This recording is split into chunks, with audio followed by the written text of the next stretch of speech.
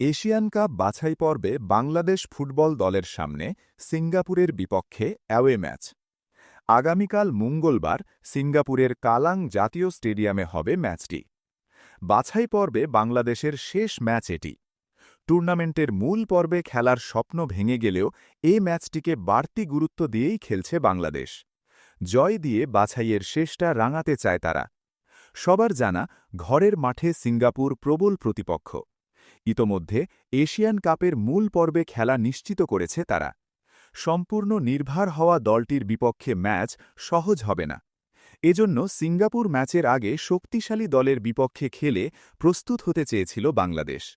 ভিয়েতনামের বিপক্ষে একটি প্রীতি ম্যাচ খেলে নিজেদের যাচাই করেছে তারা। তবে ম্যাচটিতে ৩-০ গোলে হার দলকে ভাবিয়ে তুলেছে। মাত্র ৩০ মিনিটের মধ্যে ৩ গোল হজম করে বাংলাদেশ। গোলরক্ষকের ব্যর্থতা, রক্ষণভাগের অসহায়ত্ব আর কোচের কৌশলগত ভুলে দলকে মাশুল দিতে হয়েছে। তবে সিঙ্গাপুরের বিপক্ষে ম্যাচে আর ভুল করতে চায় না বাংলাদেশ। এই ম্যাচে নির্ভুল খেলে জয় নিয়ে দেশে ফিরতে চায় ফুটবল দল। গত বছরের জুনে হোম ম্যাচে সিঙ্গাপুরের মুখোমুখি হয়েছিল বাংলাদেশ।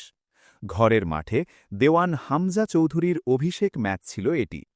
অনেক উত্তাপ উন্মাদনা ছড়ানো ম্যাচে সিঙ্গাপুরের কাছে ২-১ গোলে হেরে যায় বাংলাদেশ। ম্যাচটিতে রক্ষণভাগের দুর্বলতায় স্পষ্ট দেখা হয়েছে। কোচ হাভিয়ের কাব্রেরার ভুল সিদ্ধান্ত দলকে ভোগায়, যে কারণে ম্যাচে লড়াই করলেও প্রত্যাশিত ফল আসেনি।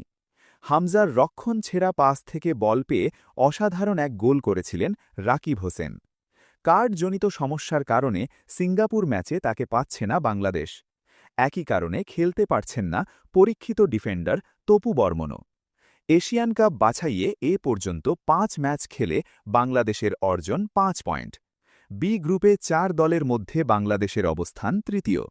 শীর্ষে থাকা সিঙ্গাপুরের অর্জন সর্বোচ্চ ১১ পয়েন্ট। ৮ পয়েন্ট নিয়ে ২-এ রয়েছে হংকং, আর ২ পয়েন্ট নিয়ে টেবিলের তলানিতে ভারত। সিঙ্গাপুরের বিপক্ষে শেষ ম্যাচে জিততে পারলে পয়েন্ট টেবিলে ২-এ উঠে আসার সুযোগ থাকবে বাংলাদেশের।